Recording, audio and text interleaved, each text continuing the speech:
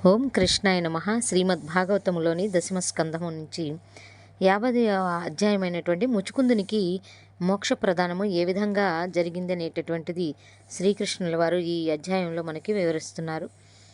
కాలయవనుడు భస్మము గావింపబడిన ఈ వృత్తాంతమును విని పరీక్షిన్ మహారాజు, గుహలో నిద్రించుచున్న ఆ పురుషుడెవరు? అచ్చట ఏల నిద్రించుచున్నాడు? ఒక్క చూపుతోనే కాలయవనుని భస్మము చేయగల మహత్తర శక్తి అతనికి ఎలా లభించెను? ఆ కొండగుహలో అతడు నిద్రించుట ఎట్లు జరిగెను అని సుఖదేవ గోస్వామిని పరీక్షిన్ మహారాజు ప్రశ్నించెను. పరీక్షిన్ మహారాజు అడిగిన అన్ని ప్రశ్నలకును సుఖదేవుడు ఈ విధంగా సమాధానం చెప్పదొడంగెను. మహారాజా, ఆ పురుషుడు సుప్రసిద్ధమైన శ్రీరామచంద్ర ప్రభువు జన్మించిన ఇక్ష్వాకు వంశములోనివాడు. మాంధాతాను చక్రవర్తి కుమారుడు. అతడు స్వయముగా మహనీయుడు. అతని పేరు ముచుకుందుడు. ముచుకుంద మహారాజు వైదిక నియమములను తూచా తప్పకుండా పాటించడివాడు. ఆడిన మాట తప్పెడివాడు కాదు. ఇంద్రాది దేవతలు కూడా రాక్షసులతోడి యుద్ధములలో అతని సహాయమును అర్థించడివారు. అంతటి పరాక్రమశాలి అతడు. దేవతలను రక్షించుటకు ఎన్నో పర్యాయములు అతడు రాక్షసులతో యుద్ధము చేసెను. దేవతల సేనాని అయిన కార్తికేయుడు ముచుకుంద మహారాజు బలపరాక్రమములను చూచి మిక్కిలి సంతుష్టుడు అయిను. ఒకసారి ఆయన మహారాజుతో, రాక్షసులతోడి యుద్ధములలో మిగుల శ్రమ తీసుకున్న మీరు ఇక యుద్ధములను మాని విశ్రాంతి తీసుకొనుట మంచిదని నుడివెను. దేవసేనాని కార్తికేయుడు ముచుకుందునితో ఇట్లనెను: మహారాజా, దేవతల కొరకై నీవు నీ సర్వస్వమును త్యాగము చేసితివి. ఎట్టి శత్రుబాధయు లేని చక్కని సామ్రాజ్యము నీకు కలదు. అట్టి సామ్రాజ్యమును వదిలి భోగభాగ్యములను వదిలి నీవు వచ్చితివి. వ్యక్తిగతమైన వాంఛలను తీర్చుకొనుటకు నీవెన్నడూ ప్రయత్నింపలేదు. నీవిచ్చట దేవతల తరపున రాక్షసులతో చిరకాలము యుద్ధములు చేయుచుండగా అక్కడ నీ రాజ్యములో నీ కుటుంబము, నీ బిడ్డలు, నీ బంధువులు, నీ మంత్రులు అందరూ కాలము చేసిరి. కాలమెవరి కొరకును ఆగదు. ఇప్పుడు నీవు తిరిగి మీ ఇంటికి పోయినను అచ్చట నీ వారు ఎవ్వరూ జీవించలేరు. కాల ప్రభావము బలవత్తరమైనది. కాలము దేవదేవుని ప్రతీక అగుటచే అది కూడా మిక్కిలి బలవత్తరమైనది. అత్యధిక బలశాలుర కంటే కూడా కాలము బలవత్తరమైనది. కాల ప్రభావము వలన ఎట్టి శ్రమయు లేకుండా సూక్ష్మమైన మార్పులు తీసుకుని రావచ్చును. కాల ప్రవాహమును ఎవరునూ అడ్డగింపజాలరు. జంతువులను మచ్చిక చేసుకున్న వ్యక్తి తన ఇష్టానుసారము వాని నెట్లు ఆడించునో అట్లే కాలము సర్వజీవులను తన ఇష్టానుసారము నడుపును. కాలపురుషుని నిర్ణయములను ఎవరునూ అధిగమింపజాలరు. కార్తికేయుడట్లు పలికిన తర్వాత దేవతలు మోక్షము తప్ప వేరేది ఏని వరమును కోరుకొనుమని ముచుకుందుని అడిగిరి. మోక్షమును దేవదేవుడైన విష్ణువు తప్ప మరి ఎవరునూ ప్రసాదింపజాలరు. అందుకే విష్ణుదేవునికి లేదా కృష్ణునికి ముచుకుందుడు అంటే మోక్షమునియ్యగలవాడు అని పేరు కలిగెను. ముచుకుంద మహారాజు అనేక సంవత్సరముల పాటు నిద్ర లేకుండా గడిపెను. యుద్ధములో నిర్విరామముగా పాల్గొనుచు మిక్కిలి అలసిపోయి ఉండెను. అందుచేత దేవతలు వరము కోరుకొనుమనగానే అతడు ఇట్లు పలికెను: దేవతాశ్రేష్ఠుడా కార్తికేయ, నాకిప్పుడు నిద్రపోవలెనని ఉన్నది. అందుచేత నేను నిద్రించుచున్నప్పుడు ఆ కాలములో నన్నెవరైనా మేల్కొల్పినచో వారిన నా చూడ్కి మాత్రము చేతనే భస్మము చేయగల శక్తిని నాకు అనుగ్రహింపుము. ఇదే నేను కోరుకును వరము. కార్తికేయుడు అతనికి ఆ వరమునిచ్చి అతనికి పూర్తి విశ్రాంతి చేకూరునట్లు కూడా అనుగ్రహించెను. అంతట ముచుకుందుడు ఆ కొండగుహలో ప్రవేశించి అచ్చట నిదురించుచుండెను. కార్తికేయుని వరప్రభావము వలననే ముచుకుందుని వీక్షణ మాత్రము చేత కాలయవనుడు భస్మమయ్యను. ఆ సంఘటన జరిగిన అనంతరము కృష్ణుడు ముచుకుందుని ఎదుట ప్రత్యక్షమయ్యను. నిజమనకు కృష్ణుడు ఆ గుహలో ప్రవేశించినది ముచుకుందునికి మోక్షమొసంగుటకే. కానీ ముందుగా అతడు ముచుకుందునికి కనిపింపలేదు. మొదట కాలయవనుడు అతని చోడికి గురి అగునట్లు కృష్ణుడు ఏర్పాటు చేసెను. దేవదేవుని లీలలు ఆ విధముగా ఉండును. ఆయన చేయు ఒక్కొక్క పని అనేక ప్రయోజనములను సాధించున్నదిగా ఉండును. గుహలో నిద్రించుచున్న ముచుకుందునకు ఆయన మోక్షమునియ్యదలచెను. అదే సమయమున మధుర నగరముపై దండెత్తి వచ్చిన సంహరింపదలచెను. ఈ పని వలన ఆ రెండు ప్రయోజనములను సిద్ధించినవి. కృష్ణ ప్రభువు ముచుకుందుని ఎదుట ప్రత్యక్షమైనప్పుడు పీతాంబరధారి అయి వక్షస్థలము మీద శ్రీవత్స లాంఛనముతో మెడలో వ్రేలాడు కౌస్తుభమణితో చతుర్భుజములతో మెడలో మోకాళ్ల వరకు వ్రేలాడుచున్న వైజయంతి అను పూలమాలతో విష్ణుమూర్తి ఆకారములో ముచుకుందునికి కనిపించెను. అతడు మహా తేజస్విగా దర్శనమిచ్చెను. మందహాస సుందర వదనారవిందుడై ఉండెను. చెవులకు వజ్రముల తాటంకములు వ్రేలాడుచుండెను. మనుష్యమాతృలు ఊహించుటకు వీలులేనంత మనోహరుడుగా కృష్ణుడు కనిపించెను. అట్లు ప్రత్యక్షమొకటయే కాక ముచుకుందుని వైపు తేజోమయమైన చూడ్కిని బరపి ఆ రాజు దృష్టిని ఆకర్షించెను. తాను సనాతనుడైన దేవదేవుడైనను ముక్కు పచ్చలారని పసిబాలుని వలె కనిపించెను. ఆయన కదలికలు స్వేచ్ఛగా ఎగురు లేడిని గుర్తునకు తెచ్చుచుండెను. ఆయన మహాశక్తిమంతుడుగా తోచెను. ఆ శక్తి ఎట్టిదనగా మానవ మాతృడెవ్వడైనను ఆయనను చూచినచో భీతి చెందవలసినదే. ముచుకుంద మహారాజు కృష్ణుని అద్భుత శరీర లక్షణములను చూచి ఎవరా ఈ మహానుభావుడు అని ఆశ్చర్యపోయెను. మిక్కిలి వినమ్ర భావముతో స్వామిని ఇట్లు ప్రశ్నించెను. ప్రభు, తాము ఈ కొండ గుహలోనికి వచ్చుట ఎట్లు జరిగినదో దయచేసి తెలుపగలరా? తామెవరు? మీ పాదములు తామర పువ్వుల వలె సుకుమారముగానున్నవి. కంటక పరివృతమైన ఈ అడవిలోకి మీరెట్లు నడచి వచ్చి తిరి? ఈ విషయము నాకు అచ్చెరువు గలుపుచున్నది. మహితాత్ములందరికంటే మహితాత్ములైన దేవదేవులు కారు కదా మీరు? వెలుగునకును అగ్నికిని తొలి ఆకరము కాదు కదా మీరు? సూర్యుడు, చంద్రుడు, స్వర్గాధిపతి ఇంద్రుడు మొదలైన దేవతలలో మీరు ఒక్కరని నేను భావించుచున్నాను. లేక గ్రహాంతరముల తాలూకు అధిష్టాన దేవతా స్వరూపులా మీరు? ప్రతి ఉన్నత గ్రహమునకు ఒక అధిష్టాన దైవము ఉండునని ముచుకుందునకు తెలియను. ఈ భూమియే జీవకోటితో నిండి ఉన్నదనియు తక్కిన గ్రహములపైన జీవకోటి లేదనియు భావించు ఆధునిక మానవుల వలె అతడు అజ్ఞాని కాడు. తనకు తెలియని ఏదో ఒక గ్రహమునకు కృష్ణుడు అధిష్టాన దేవతయే ఉండవచ్చునని ముచుకుందుడు చేసిన ఊహ సమంజసమే. స్వామి పరిశుద్ధ భక్తులలో ఒకడగుటిచే ముచుకుందుడు తన ఎదుట ప్రత్యక్షమైన కృష్ణుని ఐశ్వర్య లక్షణములను చూచి అతడు భౌతిక గ్రహముల అధిష్టాన దేవత అయి ఉండడు అని గుర్తించెను. ఆయన అనేక విష్ణు రూపములలో గోచరించు దేవాది దేవుడు కృష్ణుడే అయి ఉండవలెనని అనుకొనెను. అందుకే ఆయనను పురుషోత్తముడైన విష్ణుమూర్తి అని ముచుకుందుడు గుర్తించెను. స్వామి సన్నిధానము వలన ఆ గుహలోని దట్టమైన చీకట్లు తొలగిపోవుటను కూడా ముచుకుందుడు గుర్తించెను. అందుచేత ఆయన దేవదేవుడు కాక మరియొకరు అగుటకు వీలు లేదని భావించెను. స్వామి తన ఆధ్యాత్మిక నామ రూప గుణాదులతో ఎచ్చటనున్న అచ్చట అజ్ఞానాంధకారము నిలిచి ఉండజాలదు అని అతనికి తెలియను. స్వామి అంధకారములో నుంచిన దీపము వంటివాడు. క్షణములో ఆ అంధకారమును ఆయన వెలుగుగా మార్చివేయును. కృష్ణుని వాస్తవ స్వరూప స్వభావములను ఎరుగవలెనని ముచుకుందుడు మిక్కిలి ఆతురతతో ఉండెను. అందుచే అతడు ఇట్లు పలికెను. ఓయి పురుషోత్తమ, మీ నిజస్వరూపమును తెలుసుకొనుటకు నేను అర్హుడనని మీరు భావించినచో దయచేసి మీరెవరో తెలుపుము. మీ కులగోత్రములెట్టివి? మీ వృత్తి ఏమి? మీ కుటుంబ సంప్రదాయమేమి? ముచుకుందుడు ముందుగా తానెవరో ప్రభువునకు తెలుపుట సముచితమని భావించెను. లేకున్న స్వామిని గురించి తెలుసుకునే అధికారము తనకి లేదు. మర్యాద ఏమనగా ఒక దిగువ స్థాయిలో ఉన్న వ్యక్తిపై పై స్థాయిలో ఉన్న మరి ఒక వ్యక్తిని గురించిన వివరములు తెలుసుకొనవలెనన్నచో ముందుగా తానెవరో తెలుపవలెను. అందుచే ముచుకుందుడు తనను గురించి కృష్ణ ప్రభువునకు ఇట్లు తెలిపెను. ప్రియమైన ప్రభు, నేనెవరనో ముందుగా నీకు తెలుపవలసి ఉన్నది. నేను సుప్రసిద్ధమైన ఇక్ష్వాకు వంశములో జన్మించినాను. కానీ నేను నా పూర్వీకులంత మహనీయుడను కాను. నా పేరు ముచుకుందుడు. నా తండ్రి పేరు మాంధాత. మా తాతగారు యవనాశ్వ మహారాజు. కొన్ని వేల సంవత్సరములు నేను విశ్రాంతి లేకుండా గడుపుటచే మిక్కిలి సడలిపోతిని. అందుచే నా శరీర అంగములన్నీయు చచ్చుబడి ఏ పని చేయుటకును అనర్హములై ఉన్నవి. కోల్పోయిన శక్తిని తిరిగి పుంజుకొనుటకు ఈ ఏకాంతమైన గుహలో నేను విశ్రాంతి తీసుకొనుచున్నాను. కానీ నేనెరుగని వ్యక్తి ఎవ్వరో వచ్చి బలవంతముగా నన్ను నిద్రలేపెను. అతడు చేసిన అపరాధమునకు కేవలము నా వీక్షణ ప్రసార మాత్రముననే అతడు దగ్ధుడైపోయాను. అదృష్టవశమున నీ మనోహరమైన రూపమును నేనిక్కడ దర్శింపగలిగితిని.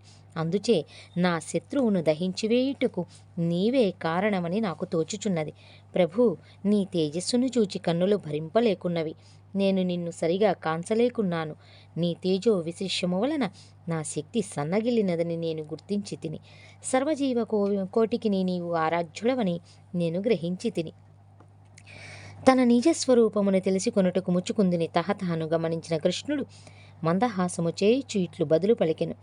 ప్రియమైన ఓ రాజా, నా జననమును గురించియు ఆవిర్భావాంతర్ధానములను గురించియు నా కార్యకలాపములను గురించియు నుడువగలుగుట అసంభవం. నా అవతారమైన అనంతుడు లెక్కలేనన్ని ముఖములు కలవాడని నీకు తెలిసి ఉండవచ్చును. చిరకాలము నుండి అతడు నా నామరూప గుణాదులను పూర్తిగా వర్ణించుటకు ప్రయత్నించుచున్నను. నేటికి అది ముగియలేదు. అందుచే నాకెన్ని నామములను రూపములను కలవో స్పష్టముగా తెలుసుకొనుట సాధ్యము కాదు. ఒక భౌతిక శాస్త్రవేత్త ఈ భూగోళములోని మొత్తము పరమాణువుల సంఖ్యను లెక్క కట్టగలిగినను అనంతమైన నా నామములను రూపములను కార్యకలాపములను అతడు పేర్కొనలేడు.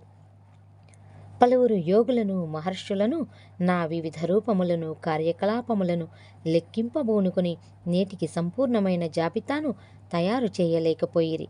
అయినను నన్ను గురించి తెలుసుకొనుటకు నీవు తహతహలాడుచున్నావు కనుక ప్రస్తుతము జనులలోని రాక్షసత్వమును నశింపచేసి వైదిక ధర్మమును పునరుద్ధరించుటకై ఈ భూమిపై నేను అవతరించితనని నీకు తెలుపుచున్నాను. ఈ జగత్తునకు సృష్టికర్త అయిన బ్రహ్మ నన్ను భూమిపై అవతరింపుమని అర్థించెను. అందుచే నేను యాదవ వంశమున జన్మించి తిని ఆ వంశము వారిలో వసుదేవుని సుతుడనై నేను జన్మించి తిని. అందుచే నన్ను వాసుదేవుడు అంటారు. నేను వెనుకటి జన్మములో కాలనేమి అయిన కంసుని సంహరించి తిని మరియు ప్రలంబాసురుడు మొదలగు పలువురు రక్కసులను వధించి తిని. వారు నాపై శత్రుత్వము పూని నాచే విహతులైనారు.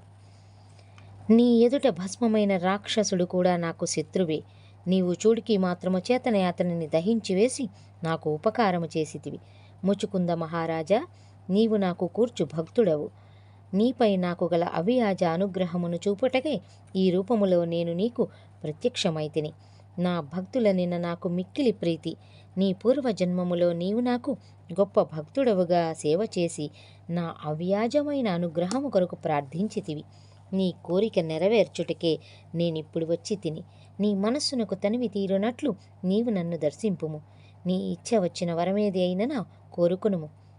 నన్ను శరణు వేడిన వారికి నా అనుగ్రహముచే సర్వ అభీష్టములను నెరవేరుట సనాతనమైన సత్యము. స్వామి ముచుకుందుని ఏదైనా వరము కోరుకొనుమని అడుగగానే అతడు మిక్కిలి ఆనందపడెను. వెంటనే అతనికి వైవస్వత మన్వంతరములోని 28వ మహాయుగములో శ్రీకృష్ణుడు భూమిపై అవతరించునని గర్గముని చెప్పిన జోచము గుర్తుకు వచ్చెను. వెంటనే దేవదేవుడగు నారాయణుడే కృష్ణుని రూపమున తన ఎదుట నిలిచి ఉన్నాడని గుర్తించి ముచుకుందుడు ఆయన పాదార విందములకు సాష్టాంగ ప్రణామము ఆచరించి ఇట్లు ప్రార్థించెను.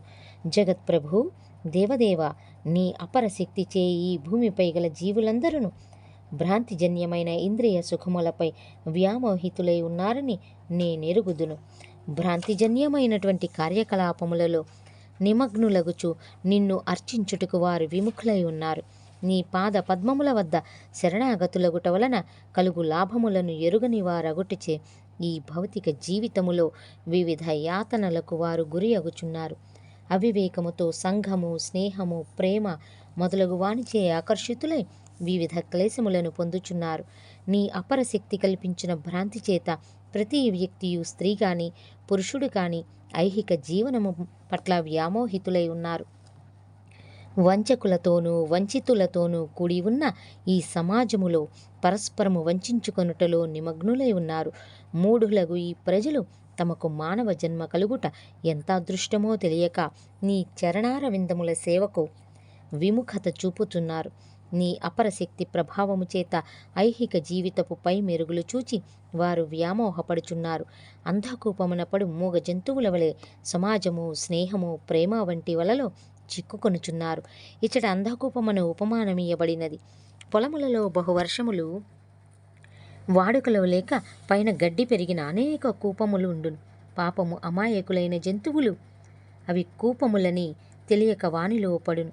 వానిని ఎవరైనాను రక్షించితే తప్ప లేనిచో అవి నశించును. కొన్ని గడ్డి పరకల మీది ప్రలోభముతో ఆ జంతువులట్లు అంధకూపమున పడి మృతి చెందుచుండును. అదే విధముగా మూఢులైన జనులు మానవ జన్మ యొక్క ప్రాధాన్యమును గుర్తింపక ఇంద్రియ సుఖముల కొరకు తమ జన్మలను నిరర్ధకము చేసుకొని ఎట్టి పరమార్థమును సాధింపక అనవసరముగా నశించిపోవుచున్నారు. ప్రభు, సర్వజగత్తును శాసించు నీ అపరశక్తి ప్రభావమునకు నేను అపవాదమును కాను. తన కాలమును నిరర్థకముగా గడుపు మూఢులైన జనులలో నేను కూడా ఒకడను. నా పరిస్థితి మరింత క్లిష్టమైనది. నేను రాజవంశములో జన్మించుట వలన సాధారణ మానవుల కంటే మరింత వెర్రవీగితిని. సామాన్య మానవుడు తన దేహమునకో తన కుటుంబమునకో మాత్రమే యజమాని కావాలనని కోరును. కానీ నేను అంతకంటే పెద్ద ఎత్తున కోరికలు పెంచుకొననారంభించి తిని. ఈ ప్రపంచమునకంతకును ఏలికను కావలనని నేను మత్తుడనైన కొలది నా దేహాత్మ భావన మరింత బలపడినది. గృహము పట్ల, భార్య పట్ల, బిడ్డల పట్ల, ధనము పట్ల, ప్రపంచ ఆధిపత్యము పట్ల నా వ్యామోహము అంతకంతకు పెరుగసాగినది. నిజమునకు అది అవధులు లేనిది. అందుచే నేను నిరంతరము ఐహిక భోగములకే అంకితమై నా జీవితమును గడిపి తిని. అందుచేత ప్రభు, నా జీవితములో విలువైన ఎంతయో కాలమును ఎట్టి పరమార్థమును సాధింపక వ్యర్థము చేసి తిని. జీవితమును గురించిన నా భ్రాంతి బలపడిన కొలది మాంసముతోనూ అస్తులతోనూ కూడిన సంచి వంటి ఈ భౌతిక దేహమును గురించి ఎక్కువగా యోచింపసాగి తిని. అదే సర్వస్వమని నమ్మి అహంకారముతో మానవ సమాజమునకు తాను రాజునైతినని భ్రాంతి చెందు కుక్కవలే జీవించి తిని. దైహిక జీవితమును గురించిన ఈ భ్రాంతిలో రథ, గజ, తురగ పదాతులను చతురంగ బలములతో ప్రపంచమునంతయును కృమ్మరి తిని. సేనానుల సేవలనందుకొనుచు అహంకార బలదర్పితుడనై నాకు కూర్మి చెలికాడనై నా హృదయ పీఠమున సదా అధిష్ఠించి ఉన్న నిన్ను నిర్లక్ష్యము చేసి తిని. ఉన్నతమైన నా ప్రాపంచిక జీవితములో ఎన్నో అపరాధములను నేను చేసి తిని. నా వలనే నా తోడి జీవులందరూ ఆధ్యాత్మిక సాక్షాత్కారమును నిర్లక్ష్యము చేసి ఇప్పుడు నా కర్తవ్యమేమి, ఇక మీద నేనేమి చేయవలను అను ఆలోచనలతో సదా ఆతురతతో కూడిన జీవితములను గడుపుచున్నారని నేను భ్రమించి తిని. బలమైన ఐహిక వాంఛలచే బద్ధులమై ఉన్నందున మేమిట్లు భ్రాంతిలో పడి జీవించుచున్నాము. కానీ మేము పూర్తిగా ఐహిక వాంఛలతో నిమగ్నమై ఉన్నను నీకు మారు రూపమగు అనివార్యమైన కాలము అప్రమత్తతతో సర్వదా తన విధిని నిర్వర్తించుచున్నది. నిర్ణీతమైన ఆయు ప్రమాణము ముగియగానే కాలము మా భౌతిక జీవిత స్వప్నములనన్నింటినీ అంతమొందించుచున్నది. ఆకలిగొని ఉన్న నల్లత్రాచు ఒక చిన్న ఎలుకను గుటుక్కున మృంగునట్లు కాలస్వరూపుడవగు నీవు మా కార్యకలాపములనన్నింటినీ ముగింపు చేయుచున్నావు.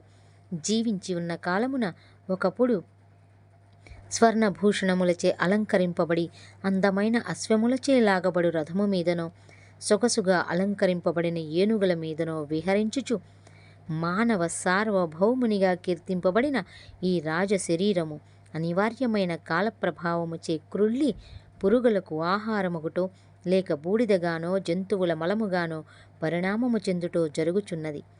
సజీవముగానున్నంతకాలము ఈ దేహము మిక్కిలి సుందరముగా కనిపింపవచ్చును. కానీ మరణానంతరం ఒక రాజు శరీరము కూడా తన ప్రాణిచే భక్షింపబడి దాని మలముగా మారును, లేదా శ్మశానములో దగ్ధమై చితాభస్మముగా మారును, లేదా నేలలో పూడ్చిపెట్టబడి దాని నుండి వేరువేరు రకములైన క్రిమికీటకములు పొడసూపును.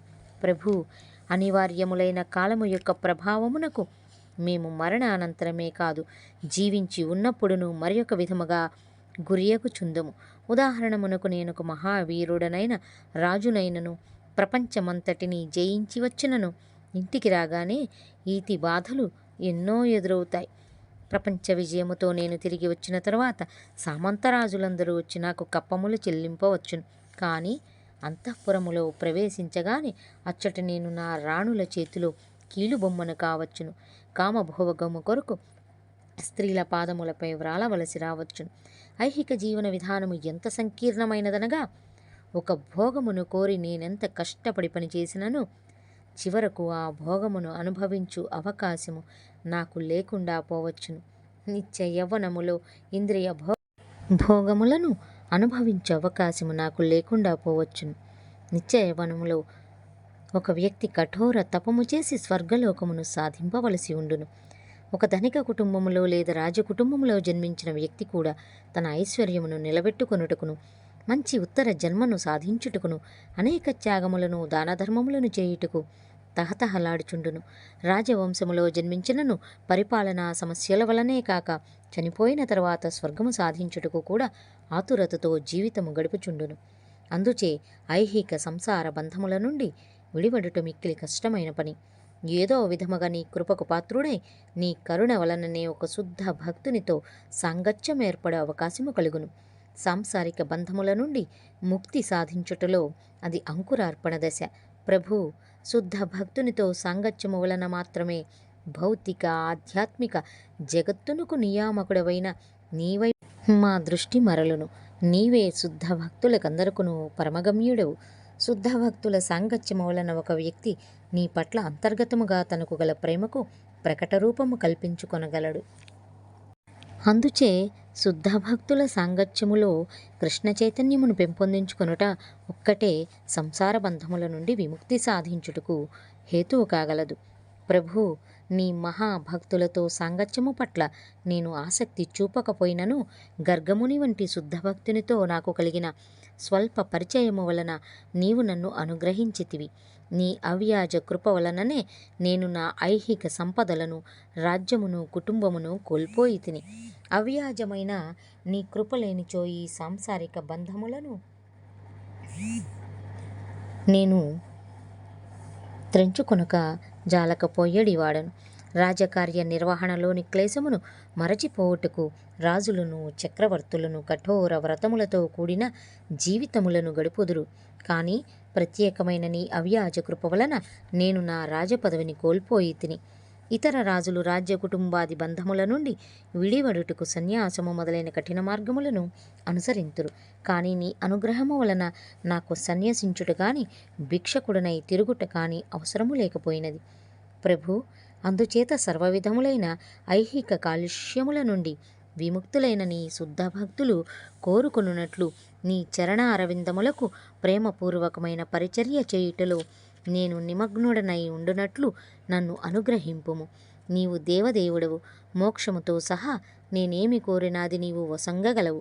నీ కృపకు పాత్రుడైన పిదప తిరిగి సంసార బంధములలో చిక్కుకొనున్నట్లు చేయు వరము నీ నుండి కోరుకను. మూఢుడు ఎవడుండును? వివేకము కలవాడెవ్వడును అట్టి వరమును నీ నుండి కోరుకొనడు. అందుచేత నేను దేవదేవుడవనగు నీకు శరణాగతుడనగుచున్నాను. ప్రతి జీవి హృదయపీఠమందును అధిష్ఠించి ఉన్న పరమాత్మవు నీవు. నీవే నిర్గుణ పరబ్రహ్మ జ్యోతివి. మరియు ఈ భౌతిక జగత్తు నీ అపర శక్తి యొక్క విస్తరణమే అగుటిచే ఈ జగత్తు కూడా నీవే. అందుచేత ఏ కోణము నుండి చూచినను నీవే ప్రతి ప్రాణికిని ఆశ్రయింపదగినవాడవు. భౌతిక రంగమున గాని ఆధ్యాత్మిక రంగమున కానీ జీవించు ప్రతి ప్రాణియు నీ చరణారవిందములను శరణు వేడవలసిందే. అందుచేత ప్రభు, నేను నిన్ను ఆశ్రయించుచున్నాను. ఎన్నెన్ని జన్మల నుండియో భౌతిక జీవనము వలన కలుగు త్రివిధ క్లేశములను అనుభవించి ఉన్నాను. ఈ జీవితంపై నాకు విరక్తి కలిగినది. నా ఇంద్రియములు నన్నెంతగానో ప్రేరేపించినవి. అయినను వాని వలన నాకు తృప్తి కలగలేదు. అందుచే నేను నీ చరణారవిందములను ఆశ్రయించుచున్నాను. అవి శాంతి నిధానములు. భావ బంధముల వలన కలుగు సర్వవిధ క్లేశములను అవి తుడిచిపెట్టగలవు. ప్రభు, ప్రతి జీవిలోనూ ఉన్న పరమాత్మవు నీవు. సర్వమును నీవు తెలుసుకొనగలవు. ఐహిక విషయ వాంఛా కాలుష్యము నుండి నేను ఇప్పుడు విముక్తుడనైనాను. ఇక ఎంత మాత్రమును ఈ ఐహిక భోగములను అనుభవించుటకు ఆశపడుటలేదు. నీ బ్రహ్మ జ్యోతిస్సులో ఐక్యము కావాలనని కూడా నేను కోరుకొనుటలేదు. నీ స్థానికమగు పరమాత్మ రూపమును ధ్యానించు తలంపును నాకు లేదు. కేవలము నిన్ను శరణుజొచ్చుట వలన మాత్రమే నేను సంపూర్ణమగు శాంతిని పొందగలనని గ్రహించి తిని. మహారాజైన ముచుకుందుని ప్రార్థనను ఆలకించి కృష్ణస్వామి ఇట్లు బదులు పలికెను. ప్రియమైన రాజా, నీ ప్రార్థన విని నేను సంతుష్టి చెంది తిని. నీవు ఈ భూగోళములో ఒక సార్వభౌముడవు. అయినను సర్వవిధ భౌతిక కాలుష్యముల నుండి నీ మనస్సు విముక్తు మగుట నాకు అచ్చెరువు గొలుపుచున్నది. ఇప్పుడు నీవు భక్తిపూర్వకమైన పరిచర్య చేయు అర్హతను సాధించితివి. నేను నీ ఇష్టము వచ్చిన వరమును కోరుకొనుమని అడిగినను అది అవకాశముగా తీసుకుని నీవు భౌతిక భోగములను కోరనందుకు నేను మిక్కిలి ఆనందించుచున్నాను. ఇప్పుడు నీ మనస్సు నాయందు లగ్నమైనట్లు విశదమైనది. ఎట్టి భౌతిక దోషము వలనను అది ఆందోళన చెందుటలేదు. ప్రకృతి గుణములు 3: సత్వము, రజస్సు, తమస్సు. ఒక వ్యక్తిలో రజస్తమో గుణములు రెండును ప్రబలముగా ఉన్నచో అతడు వివిధములకు అశౌచములతోనూ కామపూరిత వాంఛలతోనూ నిండి ఉండి భౌతిక జగత్తులోని సమాశ్వాసనమును పొందజవుడును. సత్వగుణము అధికముగా ఉన్నచో వివిధ వ్రతములను తపములను ఆచరించి తనను తాను పరిశుద్ధుని చేసుకొనుటకు యత్నించును. నిజమైన బ్రాహ్మణత్వ దశను అందుకొనిన వ్యక్తి పరబ్రహ్మములో ఐక్యము కావలనని తహతహలాడును. కాని కేవలము నా చరణ అరవిందముల పరిచర్యనే అభిలషించుట ఈ మూడు పనులకును అతీతమైన స్థితి. అందుచేత పూర్తిగా ప్రియమైన రాజా, భక్తి మార్గములో నీవెంత ప్రగతి సాధించినావో పరీక్షించుటకే నేను నిన్ను నీ ఇష్టము వచ్చిన వరము కోరుకోమని అడిగి తిని. నీవు పరిశుద్ధ భక్తుల స్థాయికి ఎదిగితివని ఇప్పుడు నేను గుర్తించి తిని. ఐహిక జగత్తునకు సంబంధించిన ఎట్టి దురాశాపూరిత కామవాంఛలను నిన్ను ఇప్పుడు కలవరపరచలేవు. ఇంద్రియ నిగ్రహముతో ప్రాణాయామము ద్వారా నన్ను ధ్యానింప యత్నించు యోగులు పూర్తిగా ఐహిక వాంఛల నుండి విముక్తులు కాలేరు. అనేక సందర్భములలో ఏమాత్రము ప్రలోభము కనిపించినను ఆ యోగులు పతితులై తిరిగి సంసార బంధములలో చిక్కుకొనుట సంభవించుచున్నది. ఈ వాక్యానికి విస్పష్టమైన ఉదాహరణ విశ్వామిత్ర మహాముని. ఆయన ప్రాణాయామమును అభ్యసించిన ఒక మహాయోగి. అయినను దేవలోకపు వేసి అయిన మేనక ఆయన కంటపడగానే తన నిగ్రహమునంతయో కోల్పోయి ఆమెతో సంసారము చేసి ఆమె యందు శకుంతలాను ఒక కుమార్తెను కనెను. కాన హరిదాస ఠాకూర వంటి పరిశుద్ధ భక్తుడు మాత్రము ఎంతమంది ఎన్ని విధములుగా ఆయన్ను ప్రలోభ పెట్టవలనని ప్రయత్నించినను ఏ మాత్రమూ చెలించలేదు. ఇంకా కృష్ణుడు ఈ విధముగా చెప్తున్నాడు: ప్రియమైన ముచ్చుకుందా, నిరంతరము నీవు నన్నే స్మరించినట్లు ప్రత్యేకమైన వరమును నీకు వసంగుచున్నాను. దీనివలన ప్రకృతి గుణములకు వసుడువు కాకుండా నీవి భౌతిక జగత్తులో ముక్తుడవై జీవింపగలవు. భగవంతుని ఈ వాక్యము నిజమైన కృష్ణ చైతన్య మార్గములో ఉన్న వ్యక్తి ఆధ్యాత్మిక గురువు పర్యవేక్షణలో స్వామికి ప్రేమపూర్వకమైన ఆధ్యాత్మిక పరిచర్య చేయు వ్యక్తి ఎన్నడూను ప్రకృతి గుణములకు వసుడు కాడని మనకి ధ్రువపరుచున్నది.